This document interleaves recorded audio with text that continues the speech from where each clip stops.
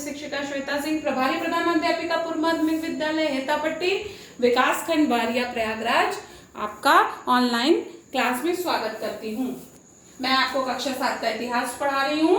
मैंने पाठ 11 का भाग 1 पढ़ा दिया है, आज मैं भाग 2 पढ़ाऊंगी। पाठ 11 का नाम है जहांगीर व शाहजहां। आज मैं शाहजहां पढ़ाऊंगी। शाहजहां का शासन का काल है 1628 से 1658 ईस्वी। समझ में आ गया? शुरू करें, चलिए। शाहजहां याद है आपको? पिता का क्या नाम है इनके? इसके पहले किसको पढ़ाए थे? जहांगीर। पिता का नाम जहांगीर, माता का नाम जगत गोसाई। याद आया? जगत गोसाई। बचपन का क्या नाम था शाहजहां के? याद करिए। खुर्रम। खुर्रम।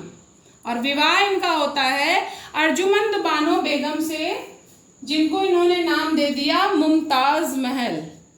मुमताज महल।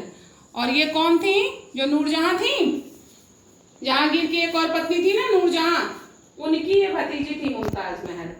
अब कितनी संतानें होती हैं शाहजहां को? कुल 14 संतानें होती हैं।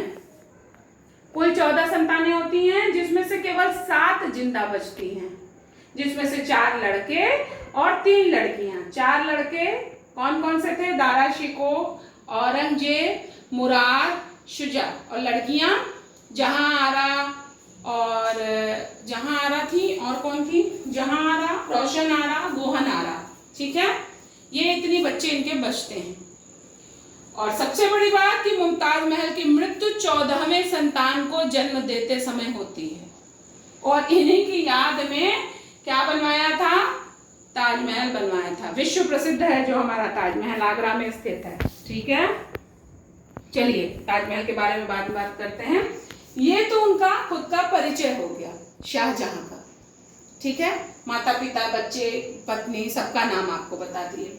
अब विजय, एक तरह से देखें बच्चों तो शाहजहां की उपलब्धि हर क्षेत्र में है, चाहे वो विजय के मामले में हो, चाहे वो तरह के स्थापत्य कला के बारे में हो।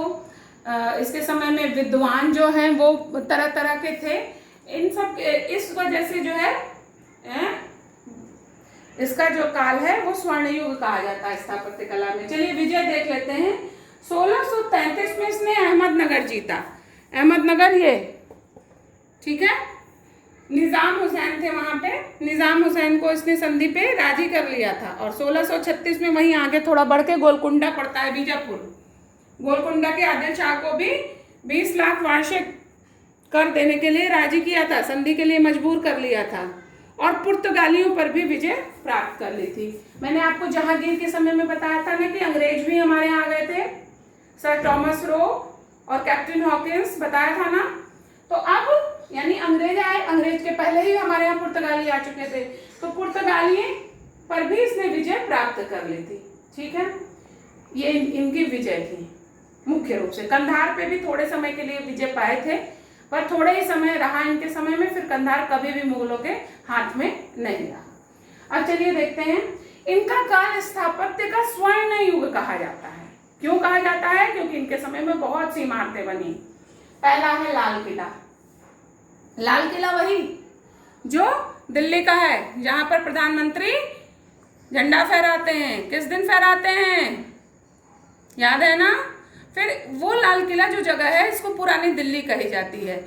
उसको शाहजहां ने ही बसाया था और उसका नाम रखा था शाहजहानाबाद। और लाल किले का भी नाम शाहजहानाबाद था, अब लाल किला हो गया है।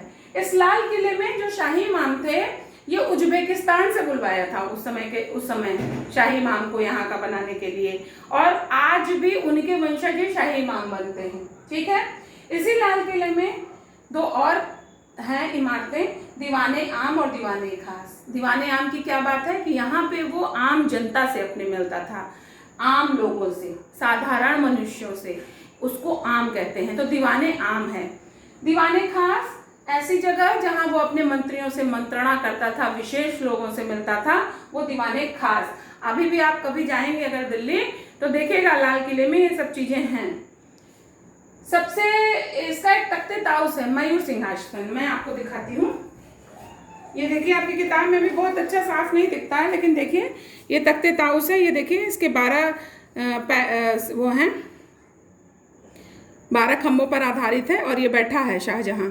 ठीक है, इसके स्तंभ बने हैं, 12 खंभे हैं और जोड़े में पक्षी हैं जिसपे मोर बने हुए हैं। ठीक है, इसी को मयूर सिंहासन भी कहते हैं।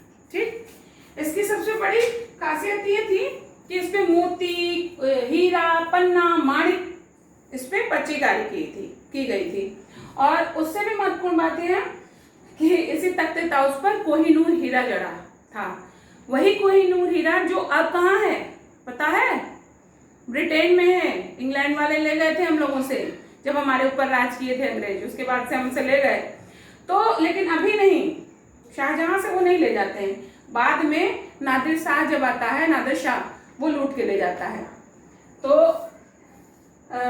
वो तख्ते ताउस वो इन्होंने बनवाया था। जामा मस्जिद दिल्ली में है, वो भी बहुत प्रसिद्ध है, वो भी इन्होंने बनवाया था। और सबसे महत्वपूर्ण ताजमहल, ताजमहल सफेद संगमरमर का बना हुआ है और इसके काल की सबसे विशेषता यह है कि इसके काल में सफेद संगमरमर का प्रयोग कर भवन निर्माण के शुरू हो गया और पच्चीकारी के माध्यम से होने लगा। पच्चीकारी क्या होती है बच्चों? संगमरमर पर रत्नों की जड़ाई, रत्न उसमें चिपकाना, जड़ना, इसी को पच्चीकारी कहते हैं। इसके काल में शुरू हो गया था।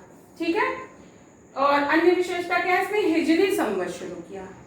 बच्चों हम लोग का कैलेंडर चलता है, जैसे कि आज 17 तारीख है। अगर आज 17 तारीख है या 18, 19, हम किससे गिनते हैं? हम अंग्रेजों के जो संवत से गिनते हैं, तो वो क्या कहलाता है? ईसवी संवत। ठीक है, हम ईसवी संवत से चलते हैं। लेकिन जब हमारे यहाँ, जब हिंदू धर्म में जब हम दीपावली मनाते हैं, होली मनाते हैं या पंडित जी से अमावस्या और पूर्णिमा पूछने जाते हैं, तो वो कैसे होता है?